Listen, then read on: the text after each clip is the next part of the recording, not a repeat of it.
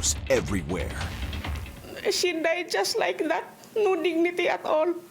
The Quebec Coroner's Office has rejected a family's request for a new investigation into their mother's death.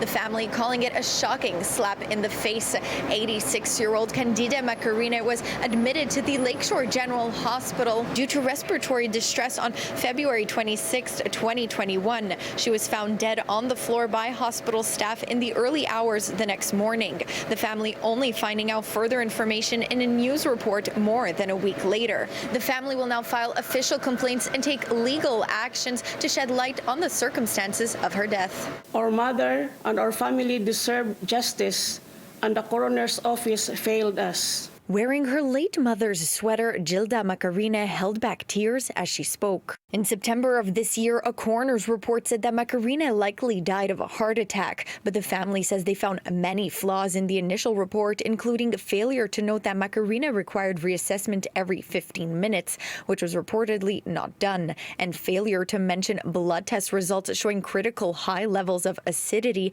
which should have seen her moved to the ICU, they say. But that nobody saw and heard the alarms of the machines, especially when she fell on the floor. How did she fall on the floor if the bed had railings? The coroner did not address that.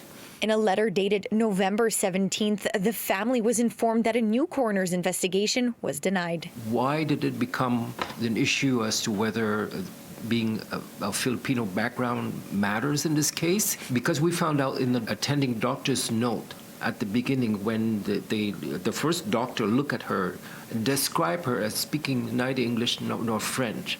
And that's not true.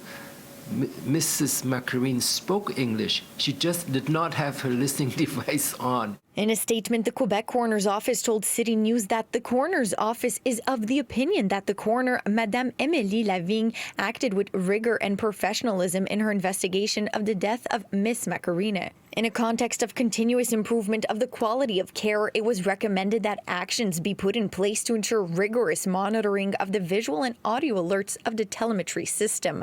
The coroner's analysis reviewed the complete medical management of the deceased, and the coroner's office is of the opinion that the circumstances leading to the death were established in accordance with the requirements of the Act governing us, adding that the coroner took care to conduct a complete review of her investigation. Following all these steps, there is no need to reopen the file. This is a slap to our face and a slap in the face of the truth.